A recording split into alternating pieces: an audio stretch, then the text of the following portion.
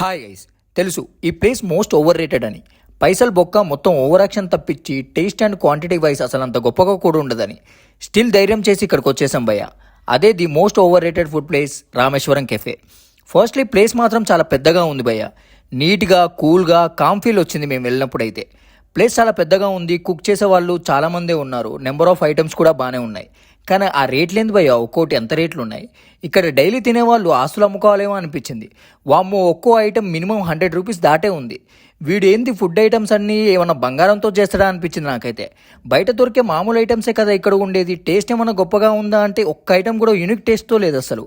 మేమైతే ఓన్లీ 3 ఐటమ్సే చెప్పుకున్నాం, అదే బిల్లు 390 రూపీస్ అయింది. దోశ, పూరి, వడ 3 చెప్పాం.